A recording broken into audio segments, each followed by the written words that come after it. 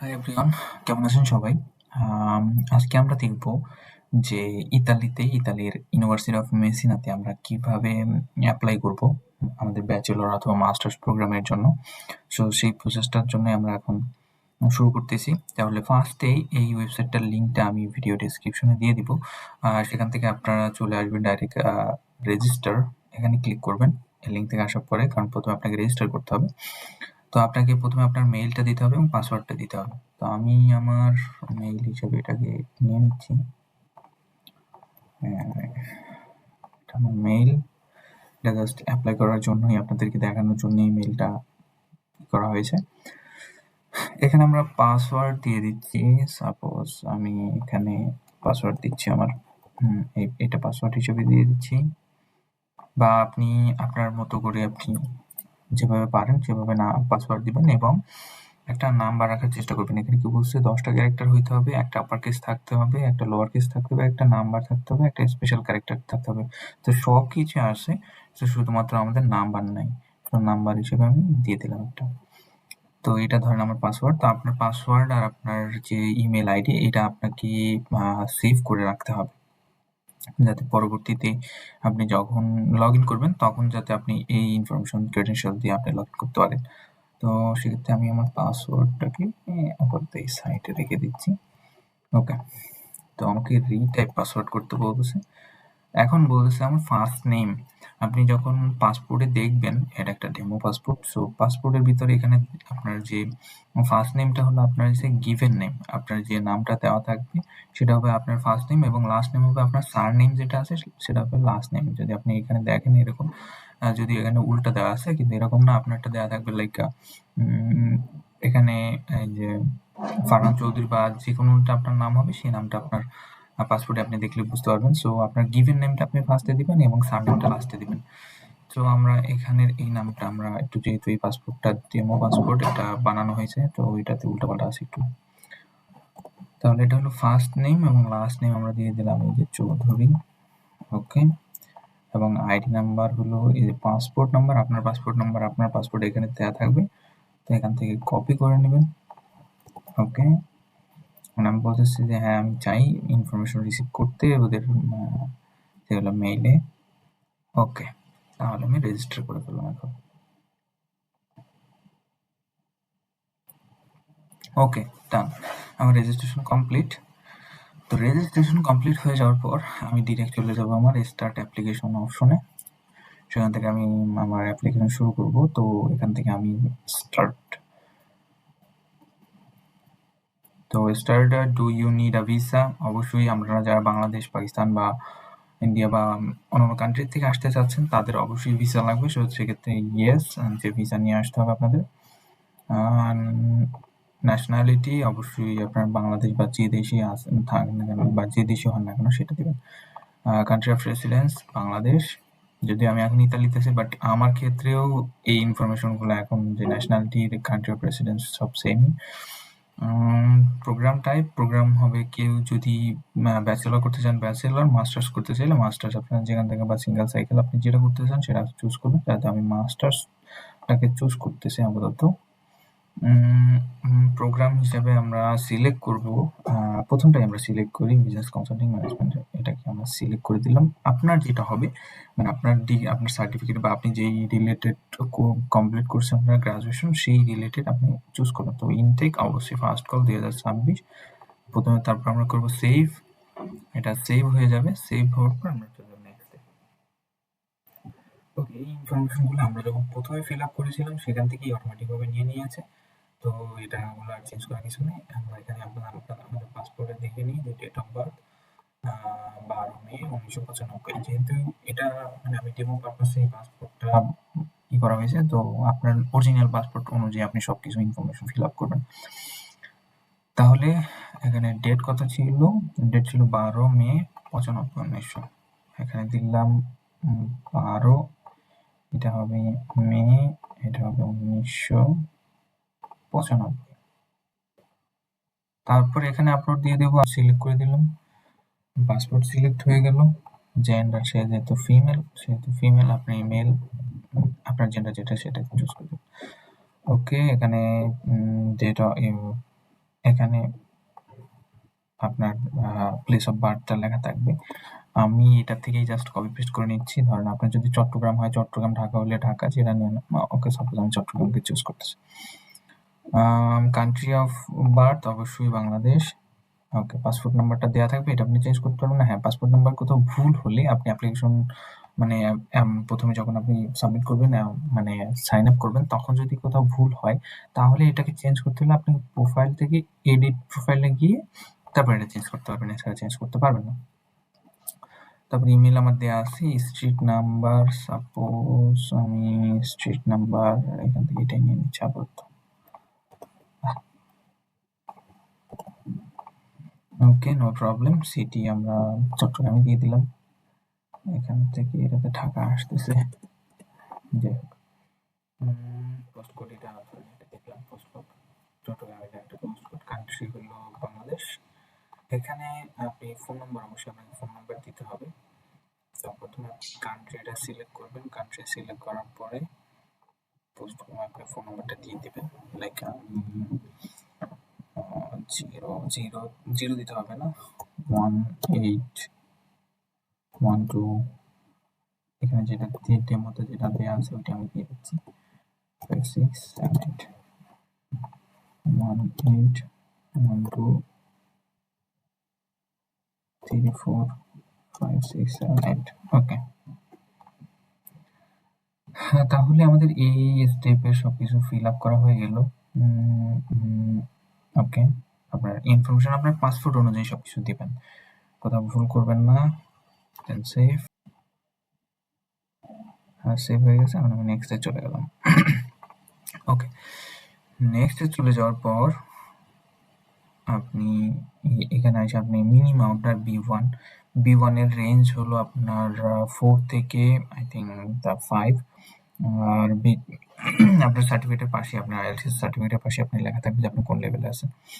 তো ধরেন minimum requirements হলো V1, সো আপনি এখানে B2 বা আপনার অনুযায়ী আপনার যেটা হবে লেভেল সেটা দিয়ে দেবেন। সাপোজ ধরলাম B2, এটা হলো ব্রিটিশ কাউন্সিল থেকে আইএলটিএস করা হয়েছে। তা এখন আচ্ছা, পাসপোর্টটাই আমি দিয়ে দিলাম আপাতত, সমস্যা নেই। সেভ। আপনি আপনার সার্টিফিকেটটাই অবশ্যই দেবেন, আপনার আইএলটিএস সার্টিফিকেটটা দেবেন। সেভ করে নিলাম। দেন নেক্সট, কারণ আমি আপনাদেরকে অ্যাপ্লিকেশন পারপাসে দেখাচ্ছি, কারণ এটা আমি সাবমিট করবো না, ঠিক আছে? আমি আমার ফ্রেন্ডের জন্য অ্যাপ্লাই করবো, সেটা সাবমিট করবো, সেটার কিছু অংশ আপনার থেকে সম্ভব হলে আমি দেখাবো। দেন হলো সিভি, আপনি আপনার সিভি দিবেন। অবশ্যই এখানে রিকমেন্ড করা হয়েছে আপনার ইউরোপাস সিভি। আমি ডিপ্লোমা সার্টিফিকেট এখানে দিয়েছি, এই যে ইউরোপাস সিভি, ইউরোপাসের ওয়েবসাইট থেকে আপনি। তাহলে হাই স্কুল ডিপ্লোমা, হ্যাঁ আমার হাই স্কুল ডিপ্লোমা আছে। তাহলে হাই স্কুল ডিপ্লোমার যে সার্টিফিকেট, আমি যে ডিপ্লোমা সার্টিফিকেট এটা দিয়ে দিলাম। আমার কাছে অফিসিয়াল ডিপ্লোমা সার্টিফিকেটটাই আছে, প্রফেশনাল সার্টিফিকেট না। তো সেক্ষেত্রে আমার ইস্যুইং ডেট, এই যে ইস্যুইং ডেট আমার এই যে এখানে লেখা থাকে, ডিপ্লোমা হোল্ডার যারা ডিপ্লোমা এবং এসএসসি যারা এইচএসসি যারা এইচএসসির আপনার সার্টিফিকেট উপর আপনার ইস্যুইং ডেট লেখা থাকবে, সেটা সেখান থেকে ধরেন আমার November 11, 2015 এটা ইস্যু হয়েছে। November 11, November 2015 এটা ইস্যু হয়েছে। ট্রান্সক্রিপ্ট, আপনার যে ডিপ্লোমা বা এইচএসসির যে ট্রান্সক্রিপ্ট সেটা দিয়ে দিবেন সুন্দর মতো, এগুলো হাই রেজলিউশনে স্ক্যান করে দিয়ে দিবেন। এখানে ম্যাক্সিমাম লিমিট দেওয়া আছে 8 MB, বেশি যাতে কোনো সাইজ না হয়, যতটুকু পারেন হাই রেজলিউশনের ভিতরে, কমের ভিতরে রাখার চেষ্টা করবেন। তারপরে আপনি আপনার স্পেসিফিক ফিল্ড সিলেক্ট করেন। ইকোনমিক্স, বিজনেস ম্যানেজমেন্ট আমি সিলেক্ট করে দিলাম। এখানে দেখি যে হাই স্কুল ডিপ্লোমাতে তার রেজাল্ট কত ছিল, কারণ এখান থেকে আমি এটা কপি করে নিয়ে নিলাম। যদিও এখানে আছে সিভিল টেকনোলজি, বাট আমরা প্রথমে যেটা সিলেক্ট করছি ওইটার অনুযায়ী দেখাচ্ছি। আপনার যেটা আপনি সেরকমভাবে ফিল আপ করবেন। হাই স্কুল ধরেন Bangladesh student polytechnic institute Rangamati, আমি এখান থেকে পড়াশোনা করছি ডিপ্লোমা, সো ওইটা আমারটা দিয়ে দিলাম আপাতত থাক। Country of high school diploma, অবশ্যই এটা বাংলাদেশ। তাহলে এই যেহেতু আমার ডিপ্লোমা ছিল, ডিপ্লোমার সার্টিফিকেট দিয়েছি আমি সবকিছু, সো ডিপ্লোমারটা এটা হবে এটা। আপনি যেহেতু ডিপ্লোমার লেভেলটাকে 12 থেকে 13টা ধরা হয়, আপনার যদি এইচএসসি থাকে তো ওখান থেকে ওই হিসাব করে ওই লেভেলটা ধরবেন, যারা মনে করেন যে ব্যাচেলর করার জন্য করবেন বা অন্যান্য যেগুলোই আছে। তো ঠিক আছে, 12 থেকে 13 আমি হিসাব করে দিলাম। ইউনিভার্সিটি এন্ট্রি টেস্ট নো, আদার কোয়ালিফিকেশন নো। ওকে, হায়ার এডুকেশনের জন্য মানে এখানে আমার ব্যাচেলরের যে ডিগ্রির যে ইনফরমেশনগুলো আছে এখানে সেগুলো দিতে হবে। লাইক আমি তো মাস্টার্সের জন্য এখানে এপ্লাই করতেছি। তো সেক্ষেত্রে আমার ব্যাচেলরের ইনফরমেশনগুলো দেবো। ব্যাচেলর 4 ইয়ার প্লাস। এখান থেকে আমার ব্যাচেলরের সার্টিফিকেট এটাই দিয়ে দিলাম আমি, যেহেতু এটা 8 MB বেশি হয়ে গেছে।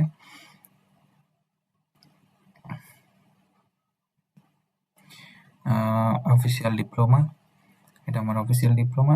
এটার কি ডেট দেওয়া আছে কোথাও? এটা ন্যাশনাল ইউনিভার্সিটির একটা সার্টিফিকেট আছে, অক্টোবর 8। এটা একটা র্যান্ডম, আমি একটা র্যান্ডম এখন ডেট দিয়ে দিচ্ছি আপাতত, কোনো সমস্যা নেই। সরি, এটা যেহেতু 15 হয়েছে, এটা 20-22 থেকে দিয়ে দিই। ওকে, ইনস্টিটিউটের নাম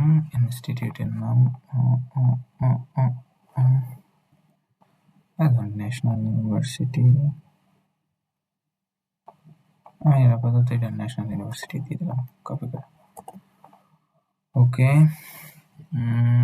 কান্ট্রি ডিগ্রি, আপনি যে কান্ট্রি থেকে আপনার ডিগ্রিটা অর্জন করছেন সেই কান্ট্রি দিতে হবে।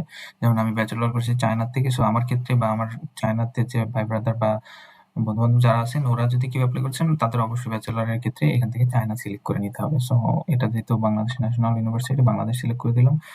ইয়ার অফ গ্রাজুয়েশন যেহেতু আমি এখানে 22 সিলেক্ট করছি, তাহলে আমি এটাকে 22 দিয়ে দিই। ওকে, তাহলে এখানে অফিসিয়াল ট্রান্সক্রিপ্ট আর মার্কশিট যেটা আছে আপনি সেটা আপলোড করে দিবেন। যেহেতু আমি ডেমো পারপাস এখান থেকে যেকোনো একটা ইউজ করতেছি, সো আপনি আপনারগুলো ইউজ করবেন।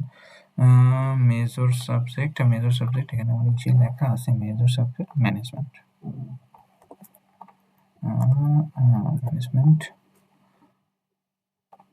তো আমার ফিল্ড অফ স্টাডি এটা রিলেটেড ইকোনমিক্স, বিজনেস ম্যানেজমেন্ট। এখানে পয়েন্ট কত আছে? এটা সেকেন্ড ক্লাস লেখা নাই। আচ্ছা, 3.50 একটা দিয়ে দিলাম। ফার্দার কোনো কোয়ালিফিকেশন নো এখানে নাই। তারপরে হলো আপনার যদি কোনো প্রফেশনাল এক্সপিরিয়েন্স থাকে, সো প্রফেশনাল এক্সপিরিয়েন্স নিয়ে আপনি যদি সেটা নিয়ে আপনি ইনফরমেশন ফিল আপ করতে পারেন। লাইক আপনার জব এক্সপিরিয়েন্স বা কোনো অন্যান্য এক্সপিরিয়েন্স থাকে, তো ইন্টার্নশিপ বা যে কোনো একটা এক্সপিরিয়েন্স যদি এরকম রিলেটেড থাকে তা দিতে পারেন আপনি, কোনো সমস্যা নেই। এক্সপিরিয়েন্স আপনার এখানে কি কি এক্সপিরিয়েন্স, আপনি full time, part time, internship, যে কোনো ধরনের আপনার আপনি কি কাজ করছেন বা ভলান্টিয়ার, এগুলো এখানে দিয়ে দিবেন। মানে ডিউরেশন কত দিনের ছিল, ডিউরেশন সিলেক্ট করবেন। কোম্পানি আর অ্যাসোসিয়েশন তাদের নাম দিবেন, কোন সেক্টরে কাজ করছেন সেগুলো এখান থেকে সিলেক্ট করে দিয়ে দিবেন। তারপরে কান্ট্রি, কোন কান্ট্রিতে কাজটা করছেন, জব টাইটেল মানে কি হিসেবে কাজ করছেন ওটার দিবেন, এবং একটা রেফারেন্স লেটার দিবেন, বা যেখান থেকে যদি আপনার জবের সব সার্টিফিকেট বা এই টাইপের কোনো সার্টিফিকেট বা ইডি থাকে সেটা আপলোড করে তারপরে সেভ করে দেবেন। যেহেতু আমার ক্ষেত্রে এখন আমি দিচ্ছি না বা আমার কাছে এটা কালেক্ট করা নাই, তো আমি এখন সেভ দিলাম। ওকে, আমার সব ইনফরমেশনগুলো কমপ্লিট, সেভ আছে। এখন আমি নেক্সটে চলে যাব। ওকে, নেক্সটে আসার পর এখানে আমি যে আমার যে স্টুডেন্ট ছাত্রটি, এটা হলো তার সারনেম, তারপরে তার অ্যাড্রেসের জায়গায় আমি এখান থেকে এই পর্যন্ত তার অ্যাড্রেস দিয়ে দিচ্ছি। মানে আপনার পাসপোর্ট আপনার যেটা অরিজিনাল অ্যাড্রেস হবে সেটাই দেবেন। পোস্ট কোড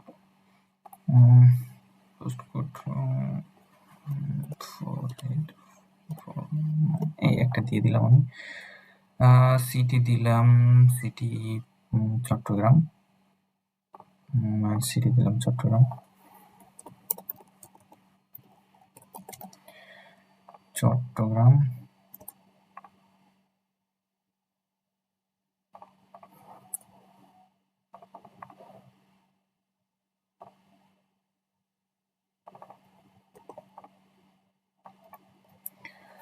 ওকে, সিটি, এখানে সিটি দিয়ে দিলাম আমি চট্টগ্রাম। কান্ট্রি হলো বাংলাদেশ আমার যেটা আছে। তারপরে আপনি যদি এখন এখান থেকে এখানে সম্পূর্ণ ইনফরমেশনগুলো, স্টুডেন্টের যে ইনফরমেশনগুলো হবে সেগুলো ফিল আপ করতে হবে। লাইক যেমন আমি আমার ফ্রেন্ডের ইনফরমেশন, আমার ফ্রেন্ডের জন্য অ্যাপ্লাই করে দিচ্ছি, ওর পেমেন্টটা আমি করে দেবো ইতালি থেকে এখন এখান থেকে। তো এখানে ইনফরমেশন ওরগুলাই হবে। আমার ইনফরমেশন মানে আমার কার্ডের ইনফরমেশন আমি দেবো যখন এখানে পে নাও অপশনে ক্লিক করার পর এইখানে যে ইনফরমেশনগুলো আসবে সেগুলো হবে কার্ড হোল্ডারের ইনফরমেশন। ঠিক আছে? তো এখানে আপনার কার্ড হোল্ডারের নেম, তারপর আপনার কার্ড নাম্বার, তারপর হলো এক্সপায়ারি ডেট, সিবিসি দেওয়ার পর পে নাওতে ক্লিক করলে আপনার মনে করেন এটা ভেরিফিকেশন এসে চলে যাবে। ওখান থেকে আপনি হয়তোবা মেইলে ওটিপি যাইতে পারে বা অ্যাপে আপনার অথেন্টিকেশন যাইতে পারে অ্যাপ্রুভ করার জন্য, নোটিফিকেশন যাইতে পারে বা আপনার ফোনে ওটিপি যাইতে পারে। সো এরকমভাবে ওটা কমপ্লিট করার পরেই আপনার অটোমেটিকভাবে এখানে দেখাবে যে আপনার successfully payment complete. Successfully payment এটা কমপ্লিট হয়ে যাওয়ার পরে আমরা এটাকে সেভ করে দিই। হয়ে যাওয়ার পর আপনি নেক্সটে যখন চলে যাবেন নেক্সট স্টেপে, তো নেক্সট স্টেপে যাওয়ার পর আপনি এখান থেকে এটা সিলেক্ট করবেন যে আপনি কোথা থেকে শুনছেন বা কোথা থেকে করছেন। দেখা গেল আপনি হয়তো আমার ফেসবুক ভিডিও বা ইউটিউব ভিডিও যেকোনো জায়গা থেকে দেখতে পারেন। সো এখান থেকে আপনি সেটা মেনশন করে দিবেন। আদার্স এ দিয়ে আপনারা আমার ইউটিউব চ্যানেলের নাম বা ফেসবুক পেজের নাম এটা মেনশন করে দিতে পারেন, কোনো সমস্যা নেই। কিন্তু আমি আপাতত ধরেন আপনারা আমার ফেসবুক ভিডিও থেকে আসছেন, দেখলেন, সেখান থেকে আমি ফেসবুক দিয়ে দিলাম। সো আমি এদের যে টার্মস এন্ড কন্ডিশন ডিক্লারেশন যেটা আছে এটার সাথে ইয়েস আমি এগ্রি করতেছি এবং তাদের যে প্রাইভেসি আছে সেটার সাথে এগ্রি করতেছি। যদি এটার সাথে আমি এগ্রি না করি আমাকে ফাইল সাবমিট করতে দিবেন না, কারণ এটা ম্যান্ডেটরি।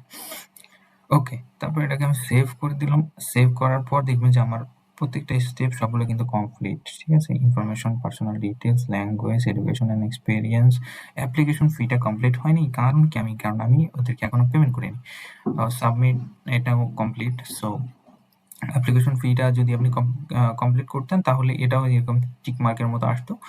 তো এগুলো সবকিছু শেষ হয়ে গেলে আপনি জাস্ট এখানে সাবমিট বাটনে প্রেস করলে আপনার এটা সাবমিট হয়ে যাবে। সাবমিট হয়ে যাওয়ার পর এখানে আপনার মানে এখানে একটা অপশন আসবে যে এটা সাকসেসফুলি ভাবে সাবমিট হয়েছে।